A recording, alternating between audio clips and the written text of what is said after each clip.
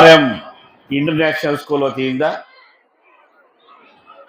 Sports meet ಮಾಡುತ್ತಿರುವ ಎಲ್ಲ ಆಡಳಿತ ವರ್ಗದ ಅಧ್ಯಕ್ಷರುಗಳೇ ಮತ್ತು ಸದಸ್ಯರುಗಳೇ ಮತ್ತೆಲ್ಲ ಸಿಬ್ಬಂದಿ ವರ್ಗದವರೇ, ಎಲ್ಲ ನನ್ನ ಶಿಕ್ಷಕ ಮಿತ್ರರೇ ಮತ್ತು ಸುತ್ತಮುತ್ತಲಿಂದ ಬಂದಿರುವ ಎಲ್ಲ ನನ್ನ ಶಿಕ್ಷಕ ಬಂಧುಗಳೇ ಮತ್ತು ವಿದ್ಯಾರ್ಥಿಗಳೇ, ಕ್ರೀಡಾಪಟುಗಳೇ, ಕ್ರೀಡೆಗಳಲ್ಲಿ ವಿಜೇತರಾಗಿದ್ದಂತಹ ಕ್ರೀಡಾಪಟುಗಳೇ ಮತ್ತು ನ್ಯಾಷನಲ್ ಲೆವೆಲಲ್ಲಿ ಕ್ರೀಡೆಗಳಲ್ಲಿ ಭಾಗವಹಿಸಿ ಉತ್ತಮ ಪ್ರೈಜ್ಗಳನ್ನು ತಂದಿರುವ, ಈ ಶಾಲೆಯ ಘನತೆಯನ್ನು ಹೆಚ್ಚಿಸಿರುವ, ಈ ಭಾಗದ ಘನತೆಯನ್ನು ಹೆಚ್ಚಿಸಿರುವ, ಮುಲ್ಬಾಗಿಲಿನ ತಾಲೂಕಿನ ಕೀರ್ತಿಯನ್ನು ಹೆಚ್ಚಿಸಿರುವ ಎಲ್ಲ ನನ್ನ ಕ್ರೀಡಾಪಟುಗಳಿಗೆ ಮತ್ತೊಮ್ಮೆ ನನ್ನ ವೈಯಕ್ತಿಕ ಪರವಾಗಿ, ಈ ಶಾಲೆಯ ಪರವಾಗಿ, ಈ ಭಾಗದ ಪರವಾಗಿ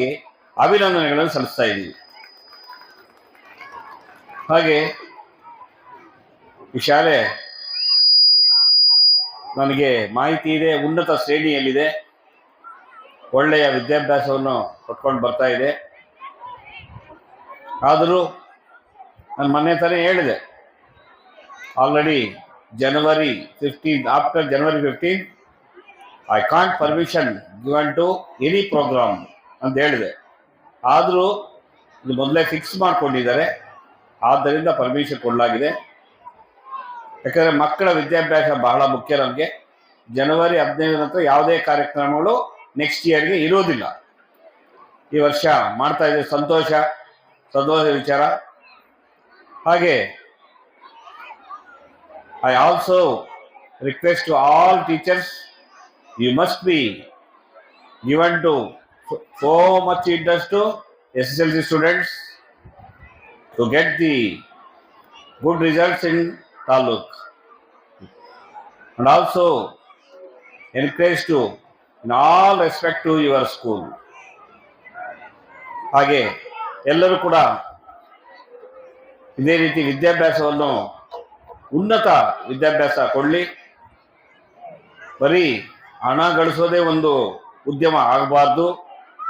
ಹಣದ ಜೊತೆಗೆ ನಮ್ಮ ಶಾಲೆಯಲ್ಲಿರುವ ಮಕ್ಕಳ ಒಂದು ಸುಗಮ ಬಹಳ ಮುಖ್ಯ, ಅವರ ಶೈಕ್ಷಣಿಕ ಬೆಳವಣಿಗೆ ಬಹಳ ಮುಖ್ಯ, ಅವರ ಒಂದು ಭವಿಷ್ಯ ಉಜ್ವಲವಾಗಬೇಕು.